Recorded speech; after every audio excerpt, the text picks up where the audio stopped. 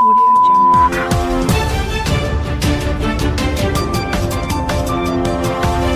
नमस्कार, ये रेडियो वर्षा है। अब आप पल्लव से वर्षा टाइम्स सुनिए।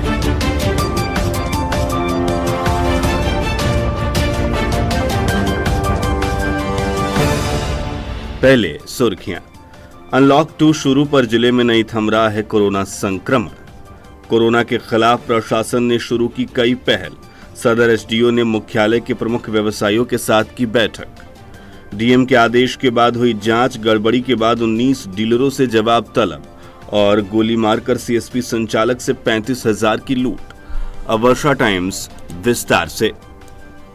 अनलॉक 2 में कोरोना संक्रमण का दायरा लगातार बढ़ता जा रहा है। हर दिन नए इलाकों में संक्रमित लोग मिल रहे हैं। बुधवार को जिला मुख्यालय में एक और बैकुंठपुर में एक संक्रमित व्यक्ति पाया गया। शहर में कोरोना का संक्रमण बढ़ने के साथ ही प्रशासनिक स्तर पर भी सख्ती लगातार बढ़ रही है। प्रशासनिक आंकड़ों के अनुसार जिले में पिछले 24 घंटों के दौरान 2 और लोग कोरोना से संक्रमित पाए गए हैं।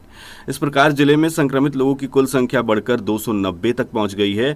नए इलाकों में संक्रमण के मामले आने के बाद संबंधित इलाकों को सील किया गया है। इस बीच पिछले 24 घंटे के दौरान जिले में 15 लोग कोरोना से ठीक होकर घर भी लौट चुके हैं। इस प्रकार जिले में कोरोना संक्रमितों के ठीक होने का आंकड़ा 204 पहुंच गया है, जबकि जिले में एक्टिव केसेस की संख्या 86 है।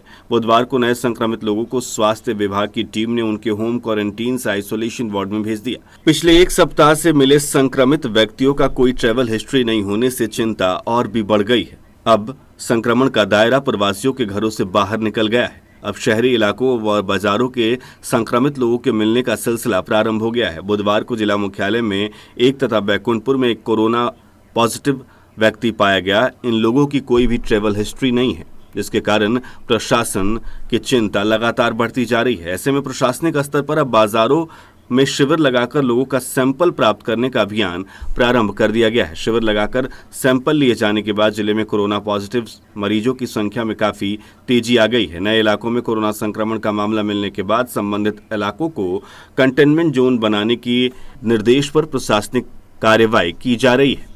उधर हथुआ थावे झंझवा के अस्पताल में नए आइसोलेशन वार्ड में मरीजों को भर्ती करने का काम शुरू हो गया है।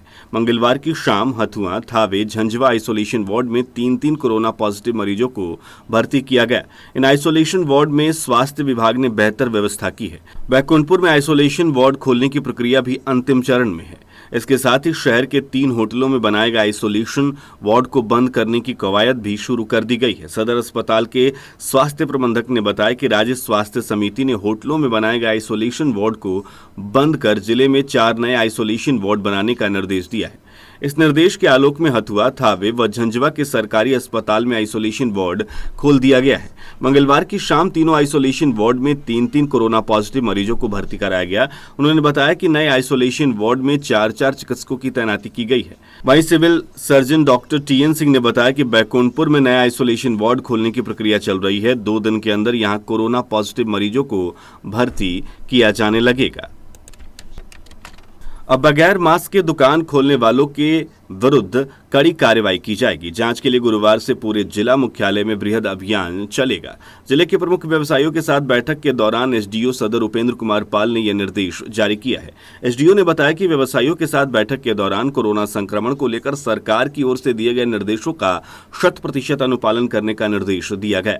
उन्होंने बताया कि इस बीच सभी व्यवसायियों को निर्देश दिया गया कि वे दुकानों पर बगैर मास्क के नहीं बैठेंगे। साथ ही अगर कोई व्यक्ति बगैर मास्क के कोई भी सामान खरीदने के लिए आता है तो उसे दुकानदार सामान देने से स्पष्ट रूप से इनकार कर दे।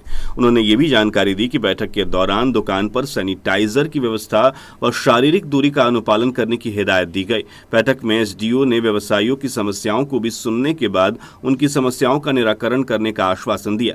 एसडीओ ने बताया कि गुरुवार से जिला मुख्यालय में दुकानों की जांच का अभियान प्रारंभ किया जाएगा। इस जांच में अगर कोई दुकानदार बगैर मास्क के दिखता है तो उसकी दुकान को सील करने की कार्रवाई की जाएगी। जिला मुख्यालय के प्रत्येक इलाके में दुकानों की जांच अभियान लगातार चलाया जाएगा। वहीं हमारे माझागढ़ संवाददाता सुधीश प्रसाद श्रीवास्तव ने जानकारी दी है कि माझागढ़ प्रखंड में कोरोना के बढ़ते दायरे को देखकर जिलाधिकारी अरशद अजीज के निर्देश पर स्वास्थ्य विभाग के द्वारा कैंप लगाकर व्यवसायियों के सैंपल जांच किया जा रहा है। बुधवार को अतिरिक्त स्वास्थ्य केंद्र कोयनी में प्रभारी चिकित्सा पदाधिकारी डॉक्टर शाहिद नाजमी के नेतृत्व में कैंप का आयोजन किया गया। कैंप में 100 व्यवसायियों का सैंपल जांच करने का लक्ष्य निर्धारित था, जिसको पूर्ण करने हेतु स्वास्थ्य समिति प्रबंधक अचल अप्रितम, बीसीएम अरुण कुमार, बीएमसी नवीन कुमार, हेल्थ इंस्पेक्टर सुरेंद्र बैठा, सहायक रहीम अंसारी, स्वास्थ्य कर्मी संजय श्रीवास्तव ने कोयनी बाजार में घूम कर व्यवसायियों को जांच के लिए प्रेरित कर कैंप में लाकर व्यवसायियों के सैंपल को इकट्ठा किया गया। सैंपल रिपोर्ट मिलने तक लोगों को इंतजार करना पड़ेगा। वहीं अतिरिक्त स्वास्थ्य केंद्र में सैंपल जांच हेतु लगाए गए कैंप की जांच प्रखंड विकास पदाधिकारी अजित कुमार ने की। जांच के दौरान कैंप की व्यवस्था और व्यवसायियों के जांच हेतु स्वास्थ्य कर्मियों के द्वारा किए गए प्रचार प्रसार को संतोषजनक पाया। श्रीविधि से खेती करने वाले किसानों के लिए सरकार से भेजे गए धान का बीज का उठाव नहीं करने वाले पंचायत कृषि समन्वयक व सलाहकार के वेतन पर रोक की कार्रवाई करते हुए वेतन भुगतान पर रोक लगा दी जाएगी। बुधवार को प्रखंड कृषि कार्यालय में हुई समीक्षात्मक बैठक में कृषि सलाहकारों तथा समन्वयकों को हर हाल में बीज का उठाव करने का निर्देश दिया गया। प्रखंड कृषि पदाधिकारी संतोष शर्मा की अध्यक्षता में हुई इस बैठक में धान बीज का उठाव, मिट्टी जाँच सहित अन्य योजनाओं की समीक्षा की गई। इस दौरान प्रखंड कृषि पदाधिकारी ने कहा कि हर हाल में योजनाओं को 100% लागू करना है। श्रीविधि से खेती करने वाले किसानों के धान का बीज आ गया है, इस समय से उठाव करना सुनिश्चित करना है। जिस पंचायत में बीज उठाव नहीं होगा, संबंधित पंचायत कृषि सलाहकार और समन्वयकों को वेतन पर रोक लगा दी जाएगी। डीएम के आदेश पर बैकुंठपुर प्रखंड के सभी पंचायतों में हुई जन वितरण दुकानों में गड़बड़ी का मामला सामने आने के बाद 19 जन वितरण दुकानदारों से जवाब तलब किया गया है। जवाब संतोषजनक नहीं पाए जाने की स्थिति में संबंधित दुकानदारों के विरुद्ध कार्रवाई की जाएगी। जानकारी के अनुसार जून माह के प्रथम सप्ताह में जिलाधिकारी अरशद अजीज के आदेश के बाद जिला स्तर पर गठित की गई टीम ने बैकुंठपुर प्रखंड के सभी पंचायतों में जन वितरण दुकानों का औचक निरीक्षण किया था। जांच के दौरान कई जन वितरण प्रणाली के दुकानों पर अनियमितता का मामला सामने आया। जांच के बाद वरीय अधिकारियों की टीम ने जांच प्रतिवेदन सौंपा। इस जांच प्रतिवेदन में कई दुकानों पर अनियमितता बरतने का मामला प्रकाश में आया है। वरीय अधिकारियों की जांच रिपोर्ट के आधार पर बैकुंठपुर प्रखंड के 19 जन वितरण दुकानदारों से स्पष्टीकरण की मांग की गई है। उचकागांव प्रखंड के हरपुर पंचायत में राशन कार्ड वितरण में वसूली करने का मामला सामने आने के बाद ये मामला तूल पकड़ता जा रहा है। राशन कार्ड देने के लिए रुपए की वसूली करने का आरोप लगाते हुए ग्रामीणों ने मुखिया रहमत अली को आवेदन दिया है। वसूली का मामला सामने आने के बाद मुखिया ने जिलाधिकारी अरशद अजीज से इस मामले में शिकायत दर्ज कराते हुए जांच कर कार्रवाई करने की मांग की है। बताया जाता है कि हरपुर पंचायत के सतकुटवा, नौतन हरैया सहित अन्य गांवों के राशन कार्ड से वंचित गरीब परिवारों के लोगों ने जन वितरण प्रणाली के राशन कार्ड बनवाने के लिए ऑनलाइन आवेदन दिया था, जिसके आलोक में आवेदन देने वाले गरीब परिवार के लोगों का राशन कार्ड बना दिया गया। राशन कार्ड बनने के बाद इसके वितरण की जिम्मेदारी बीडीओ संदीप सौरभ ने स्थानीय विकास मित्र को दिया था। साथ ही किसान सलाहकार को भी इसमें शामिल किया गया था। ग्रामीणों का आरोप है कि विकास मित्र और किसान सलाहकार 500-500 रुपए की वसूली कर रहे हैं। रुपया नहीं देने पर राशन कार्ड नहीं दिया जा रहा है। इसको लेकर ग्रामीणों ने विकास मित्र के खिलाफ मुखिया रहमत अली को आवेदन दिया। इस संबंध में मुखिया रहमत अली ने बताया कि जिलाधिकारी अरशद अजीज को आवेदन देकर इस मामले की शिकायत दर्ज कराई गई है।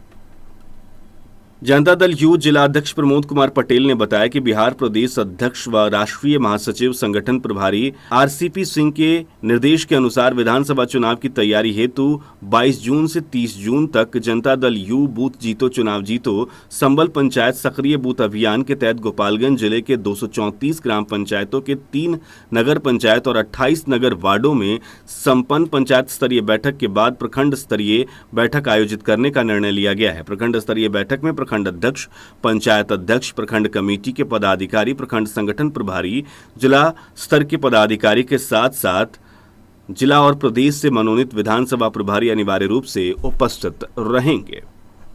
माझा प्रखंड अंतर्गत सभी संकुल संसाधन केंद्रों पर एक दिवसीय बैठक का आयोजन किया गया। पथरा संकुल संसाधन केंद्र के समन्वयक राकेश कुमार शुक्ला ने बताया कि बैठक में सभी प्रधानाध्यापकों को जिला कार्यक्रम पदाधिकारी के निर्देशानुसार जानकारी दी गई। 1 जुलाई से क्षितिज और अनामांकित बच्चों के नामांकन के लिए 1 पखवाड़े तक सर्वे कर नामांकन अभियान चलाना है। इस अभियान में वैसे बच्चों को भी चिन्हित कर नामांकित करना है जो दूसरे शहरों से पुनः अपने गांव वापस आ गए हैं। वहीं दूसरी तरफ धर्म प्रसाद संकुल संसाधन केंद्र के समन्वयक अवधेश कुमार ने बताया कि सभी प्रधानाध्यापकों को बताया गया है कि सर्वे के दौरान शिक्षक मास्क का प्रयोग करें और सरकार द्वारा जारी निर्देशों का पालन करते हुए सर्वे करें। डीपीओ स्थापना को बर्खास्त करने तथा 6 शिक्षकों के वेतन सहित कोरोना ड्यूटी पर लगाए गए शिक्षकों के भोजन भत्ता का भुगतान करने सहित 10 सूत्री मांगों को लेकर बुधवार को तीसरे दिन भी शिक्षकों ने शहर के केंद्रीय पुस्तकालय के परिसर में शिक्षा विभाग के खिलाफ धरना प्रदर्शन किया। इस दौरान शिक्षकों ने अपनी मांगों को लेकर जमकर नारेबाजी की। यह ऐलान किया कि अगर मांगे पूरी नहीं होती हैं तो आंदोलन जारी रहेगा। माजा थाना क्षेत्र के उमरमठिया गांव में तेज गति से बाइक चलाने का विरोध करने पर कुछ लोगों ने एक युवक को रॉड और लाठी डंडे से हमला कर उसे गंभीर रूप से घायल कर दिया। इस घटना के बाद आसपास के लोगों ने घायल युवक को इलाज के लिए सदर अस्पताल में भर्ती कराया। युवक का बयान दर्ज कर पुलिस मामले की जांच पड़ताल कर रही है। पीड़ित युवक अजय कुमार यादव बताया जा रहा है। उचकागांव थाना क्षेत्र के अमठा गांव में बारात से लौट रहे बाइक सवार एक युवक पर कुछ लोगों ने तलवार और लाठी डंडे से हमला कर उसे गंभीर रूप से घायल कर दिया। इस घटना के बाद घायल युवक को इलाज के लिए सदर अस्पताल में भर्ती कराया गया है। घायल का बयान दर्ज कर पुलिस मामले की जांच पड़ताल कर रही है। बताया जाता है कि उचकागांव थाना क्षेत्र के झिरवा गांव निवासी कमलेश यादव मंगलवार को अपने गांव से एक बारात में शामिल होने गया था। जब वो बारात से रात में बाइक से लौट रहा था तभी अमठा गांव के समीप कुछ लोगों ने उस पर हमला कर दिया। घायल का बयान दर्ज कर पुलिस मामले की छानबीन कर रही है। सामपुर हरपुर मुख्य पथ पर उचकागांव थाना क्षेत्र के छोटका साखे मोड़ के समीप एक बाइक पर सवार 2 बदमाशों ने एक सीएसपी संचालक को गोली मारकर उनके पास मौजूद 35,000 रुपए तथा एक लैपटॉप लूट लिया। इस घटना की सूचना मिलने पर मौके पर पहुंची पुलिस ने गोली लगने से घायल संचालक को इलाज के लिए सामुदायिक स्वास्थ्य केंद्र में भर्ती कराया, जहां प्राथमिक उपचार के बाद चिकित्सकों ने घायल संचालक को सदर अस्पताल रेफर कर दिया है। पुलिस बदमाशों की गिरफ्तारी के लिए छापेमारी कर रही है। घायल जलालदी टोला गांव निवासी हसमुद्दीन सिद्दीकी के 31 वर्षीय पुत्र गौसूल आजम बताए जा रहे हैं, जो असंदापुर बाजार हरपुर रोड में सीएसपी चलाते हैं। प्रतिबंधित मांस तस्करी के मामले में नामजद सभी आरोपियों को विशंभरपुर पुलिस ने गिरफ्तार कर न्यायिक हिरासत में जेल भेज दिया है। थानाध्यक्ष अशोक कुमार ने बताया कि गुप्त सूचना के आधार पर फरार चल रहे इन लोगों को गिरफ्तार किया गया है। ये गिरफ्तारी अमवा विजयपुर से की गई। सभी आरोपित तिवारी मठनिया गांव के बताए जा रहे हैं। उत्पाद विभाग की टीम ने राजापुर नहर के पास से वाहन जाँच के क्रम में 117 बोतल देसी शराब बरामद की है। उत्पाद अधीक्षक राकेश कुमार ने बताया कि अवर निरीक्षक नीतू कुमारी पुलिस बल के साथ वाहन जांच कर रही थी।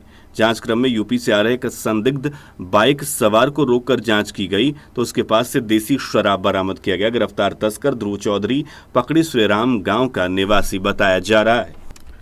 अब अंत में सुर्खियां एक बार फिर। अनलॉक 2 शुरू पर जिले में नहीं थम रहा है कोरोना संक्रमण। कोरोना के खिलाफ प्रशासन ने शुरू की कई पहल। सदर एसडीओ ने मुख्यालय के प्रमुख व्यवसायियों के साथ की बैठक। डीएम के आदेश के बाद हुई जांच। गड़बड़ी के बाद 19 डीलरों से जवाब तलब और गोली मारकर सीएसपी संचालक से 35,000 की लूट। इसके साथ ही वर्षा टाइम्स का ये अंक समाप्त हुआ। नमस्कार।